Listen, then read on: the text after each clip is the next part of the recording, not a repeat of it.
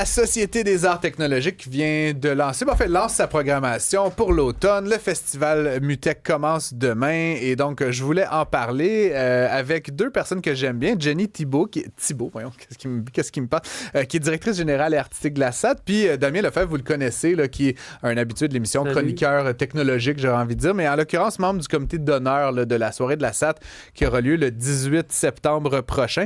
Je vais peut-être commencer avec toi, Jenny. La SAT va célébrer ses 30 ans l'an prochain. Hein, ça a été fondé en 96. C'est un joyau un peu méconnu du grand public, j'ai l'impression. Moi, j'ai eu la chance de fréquenter beaucoup la SAT là, dans les dernières années, mais on est dans une ère où le numérique est tout autour de nous. L'IA est quand même excitant, mais aussi un peu inquiétant. J'ai comme l'envie de dire que la SAT, ça devrait être au cœur de bien des choses et ça reste, en tout cas de mon point de vue, puis c'est pas une accusation, mais un peu un lieu de niche. Et je voulais un peu t'entendre, c'est quoi vos intentions, disons, là, pour le 30e et par-delà, pour peut-être un peu plus démocratiser ce que vous faites à la jonction de l'art et de la technologie? Ben moi, je suis en place depuis 4 ans. Oui. En fait, je célèbre cette semaine mon 4e anniversaire. Et j'ai repris les rênes de cette grande institution pendant la pandémie, en septembre 2021. Ça a été aussi un défi en soi là, pour les lieux culturels là, de survivre à la fermeture de nos salles de spectacle pendant une aussi longue période.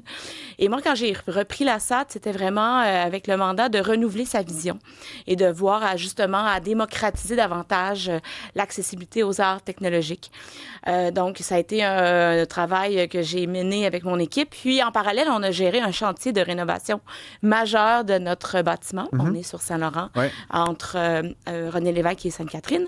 Et maintenant, on a une nouvelle planification stratégique, puis vraiment un mandat d'ouvrir la SAT, d'en faire un lieu où est-ce qu'on peut être vraiment une pépinière de talents, former de talents de demain sur les nouvelles technologies, de faire une programmation musicale en musique électronique notamment, qui est vraiment axée sur la relève, les talents émergents, vraiment la saveur montréalaise qui fait en sorte qu'on est reconnu un peu partout dans le monde. Et en art numérique, ben c'est sûr que le Dôme était réservé à une programmation, disons, plus maison. Parce que pour ceux qui ne connaissent pas, il faut se représenter, effectivement, sur Saint-Laurent, à Montréal, entre René Lévesque et Sainte-Catherine. C'est sur 2 étages. C'est immense. C'est comme 20... 4 étages. 4 étages. Écoute, je perds le fil. Et c'est des dizaines de milliers de pieds carrés. Là. C'est une grande bâtisse, 44 000. Et au sommet de tout ça, il y a déjà une belle terrasse. C'est toujours une terrasse? Toujours. Toujours une terrasse. Et il y a ce dôme. Là. Si vous regardez sur Google Images, là, c'est vraiment une demi-sphère là, qui trône au sommet de l'immeuble. Et là-dedans, il y a des projections, des expériences immersives. Ça roule toujours bien? Ça roule toujours bien. Mais par le passé, on programmait le dôme avec nos productions maison, issues de nos appels de résidence. Mais maintenant, le format 360, c'est beaucoup démocratisé. Donc maintenant, on peut faire du booking. Donc, on peut aller chercher des productions qui ont été produites un peu partout dans le monde. D'ailleurs, l'année passée, on a présenté Pink Floyd, Dark Side of the Moon, un film sur les 50 ans de l'album. Et on a rejoint 25 000 visiteurs, dont la plupart, c'était leur première fois à la SAT. Donc, à chaque année, on va programmer 1 ou 2 projets plus grand public, plus box-office, ce qui nous permet justement aussi de remplir les coffres, mais de nous faire connaître à d'autres publics qui n'ont pas nécessairement connu la SAT par le passé. Bon, parlant des coffres, là, je vais me tourner vers Damien, l'homme d'affaires, n'est-ce pas? Damien, on te connaît là, comme chef d'entreprise. À l'occasion, tu fais de la chronique techno avec nous. Merci d'ailleurs, toujours de venir à notre rencontre. Mais tu es membre du comité d'honneur pour une soirée bénéfice. Je voulais, avant de parler de la soirée elle-même, là, on parle de remplir les coffres, de faire du grand public. On est quand même dans une période où les financements en culture, les financements publics de manière générale se tarissent. Là, puis c'est à Ottawa, c'est à Québec, c'est à Montréal, on verra. Mais comment est-ce que c'est justement d'intervenir, de soutenir une institution publique, artistico-technologique comme la SAT, de ton point de vue là, d'homme d'affaires? Mais c'est surtout, je pense qu'on n'a encore rien vu dans les déficits, la suppression des déficits, parce que je pense que les gouvernements vont s'y attaquer, que ce soit le fédéral ou le provincial. Le fédéral, c'est comme énorme. Je pense que pour le septembre, on va voir ce qui se passe. Donc, plus que jamais, il faut soutenir nos artistes ici au Québec. Donc, c'est pour ça que cette soirée, elle est super importante pour la SAT. parce qu'effectivement, il faut des sous pour avoir ces artistes qui viennent s'héberger chez Alasat pendant quelques mois et faire de la production. Est-ce qu'il n'y a pas de raison un peu de s'inquiéter? Parce que je pense à Alasat en particulier, qui est quand même une infrastructure. Il y a beaucoup de ces organismes qui sont plus dans le service, le plus immatériel. Ici, on est vraiment en présence d'un gros bâtiment, d'une infrastructure, la coupole, etc. Est-ce qu'il y a une inquiétude sur la pérennité et la capacité de ces organismes-là juste à continuer d'exister puis surtout continuer d'exceller dans leur domaine? Moi, je te dirais hashtag, si on les soutient, il n'y aura pas de problème. Mais il faut les soutenir. Ouais. C'est pour ça qu'on fait ça. Mais effectivement, je te dis, ça va être compliqué. Mais moi, non. Je pense que c'est pour ça qu'il y a ces soirées-là. Il y a d'autres événements, il y a de la donation, etc. Là, moi, je vais insister sur cette soirée. C'est une super belle soirée. Moi, tu vois, elle est dans mon agenda parce que je suis allé l'an dernier à la deuxième édition. Ouais. C'était extraordinaire. Une des plus belles soirées, sincèrement. J'en ai fait des dîners de fondation. C'est un fundraiser. C'est fun. Il y a un DJ set sur la terrasse. C'est quand même rare d'avoir une bâtisse à Montréal. En plus, on a une terrasse. Puis septembre, c'est peut-être la dernière terrasse de l'année. Donc, c'est quand même sympa d'être là. On a une belle expérience avec le restaurant Pavillon qui est à Alasat. Honnêtement, on mange super bien. Je suis assez piqué sur ce genre de trucs en plus. Et puis après, on aura une immersion, une expérience immersive dans le Dôme.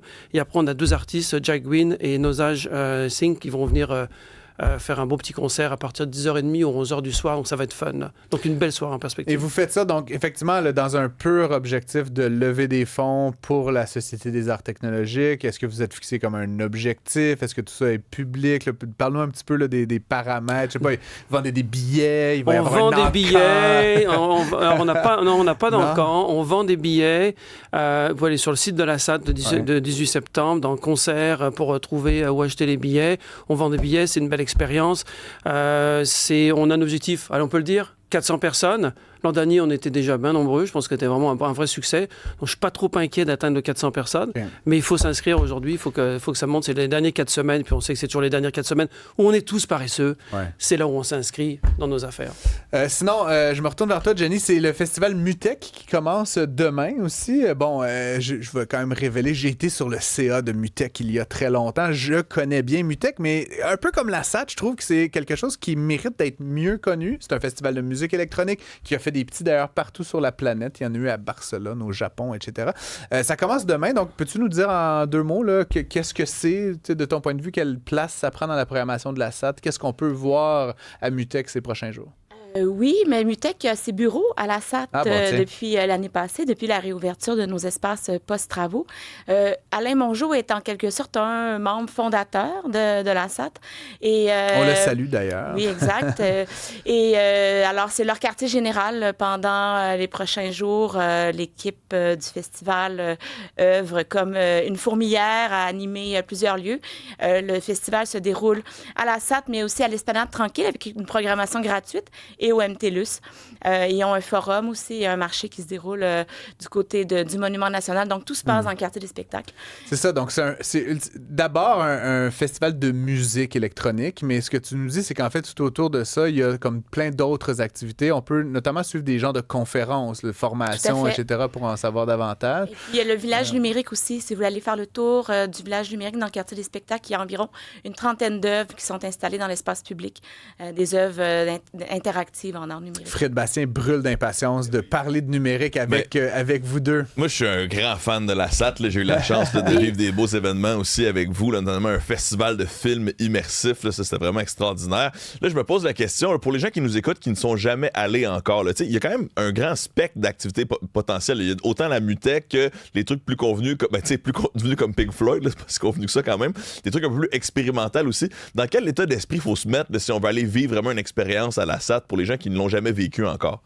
En fait, on a vraiment 3 grandes familles de programmation. Donc, on a tout le volet art numérique, qui est un peu notre raison d'être. Donc, tout ce qu'on fait au niveau des installations interactives, on a une nouvelle salle d'exposition, puis tout ce qu'on fait aussi au niveau du Dôme.